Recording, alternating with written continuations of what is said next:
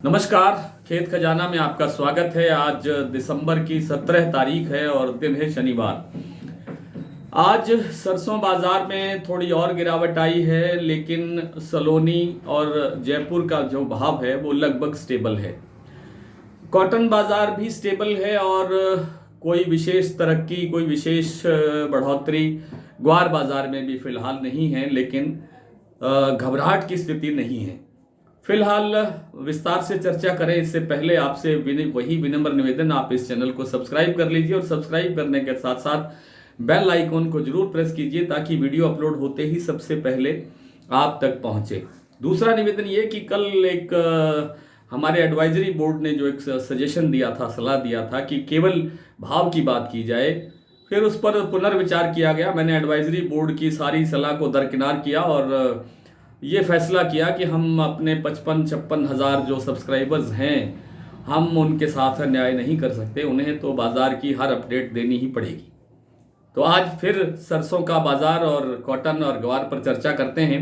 सबसे पहले बात कर लेते हैं सरसों की। तो सरसों में तो मैंने पिछले 20 दिन से ये कहा है कि सरसों में अब तेजी नहीं है। फिर भी कुछ साथी कमेंट्स में पूछते हैं कि जी सरसों रख दें या बेच दें। अब ये बड़ा अजीब सा सवाल है कि जब ये बार बार कहा जा रहा है कि सरसों में अब तेजी नहीं है, तो फिर आप किस बात का इंतजार कर रहे हैं?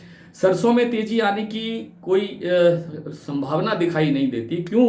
इसलिए कि अब सरसों की जो बिजाई का जो एरिया है वो 9% तक बढ़ता हुआ दिखाई दे रहा है। गवर्नमेंट कह रही है, मैं नहीं कह रहा हूं, गवर्नमेंट कह रही है। सरकारी आंकड़े कह रहे हैं कि 9% तक रकबा बढ़ रहा है सरसों का, अकेले सरसों का।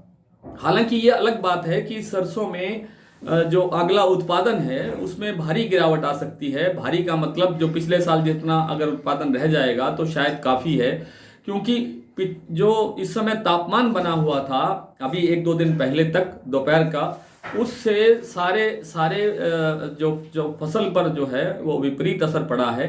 केवल सरसों पर ही नहीं, गेहूं पर भी इसका विपरीत असर पड़ा है। इसलिए दोनों में ही उत्पादन घटने की संभावना है। तो ये कहना कि सरसों की बिजाई बढ़ने से कोई उत्पादन बढ़ जाएगा, ऐसी संभावना नहीं है। लेकिन इंटरनेशनल मार्केट में जो खाद्य तेलों की पोजीशन बनी हुई है, एक उसके कारण एक बढ़ती हुई बिजाई का रकबा, उसका एक मानसिक दबाव, और जो पाम तेल की उपलब्धता है वो बिल्कुल सस्ती दरों पर अवेलेबिलिटी है, उसकी सबसे सस्ता वो बना हुआ है। हालांकि अब सरसों का तेल भी शायद 134 रुपए के आसपास जयपुर एक्सपेलर भाव आ गया है, जो अब तक का शायद सबसे निचला स्तर है, और अब इससे ज्यादा गिरावट की संभावना नहीं है सरसों के तेल में। यहां से सरसों के तेल की मांग निकलनी चाहिए, क्योंकि जब तेल सस्ता होगा तो उसकी मांग बढ़ेगी और मांग बढ़ने से फिर थोड़ा सा सरसों को सपोर्ट मिलेगा। यानी 150 रुपए का जो अप डाउन है वो सरसों में इस सप्ताह तक चलता रहेगा, जो आगामी सप्ताह आ रहा है।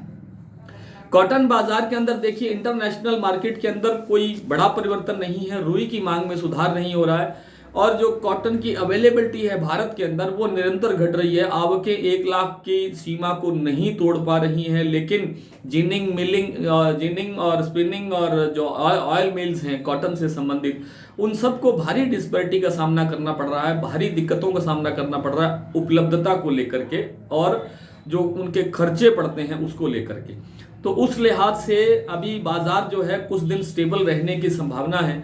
लेकिन जैसे जैसे हम 23 की तरफ बढ़ेंगे, 2023 की तरफ बढ़ेंगे, तो मुझे लगता है कि इस कॉटन बाजार के अंदर भी ठीक ठाक सुधार होगा। बात करें थोड़ी सी ग्वार की, तो ग्वार के अंदर अभी भाव 56-5700 से लेकर के 5900 रुपए तक देखे जा रहे हैं। आज जो आपकी मंडी है गंगानगर की, 5841 रुपए वहां भाव दिखाई दिया। एक आध मंडी में मुझे 5900 रुपए का भाव भी सुनाई दिया है।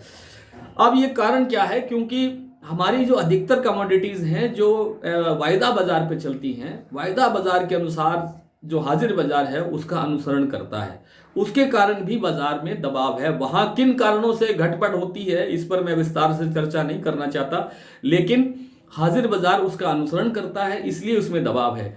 अभी यहां से हमें 3 महीने हो गए हैं ग्वार की आवक आते हुए, और अभी हमें 30-32 लाख जो बोरी है उसकी आवक प्राप्त हुई है। और ये माना जा रहा है कि जितनी इस 3 महीने के अंदर आवक हो चुकी है, वही बाकी आगे 9 महीने के अंदर आवक होगी।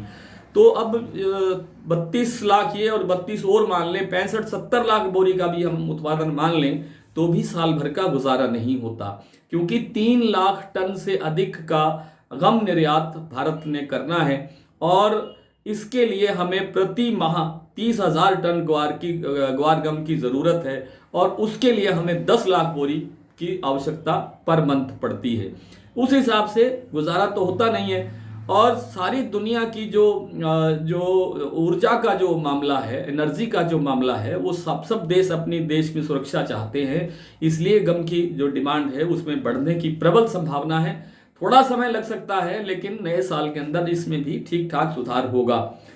और आप जो लोग हमारे डेली बुलेटिन को लेकर के जो स्नेह दिखा रहे हैं, जो समर्थन दिखा रहे हैं और आप उसकी सदस्यता ले रहे हैं, कोई 3 महीने की सदस्यता ले रहा है, कोई 6 महीने की सदस्यता ले रहा है, कोई साल भर की सदस्यता ले रहा है, आप सबका फिर से बहुत बहुत स्वागत, बहुत बहुत अभिनंदन।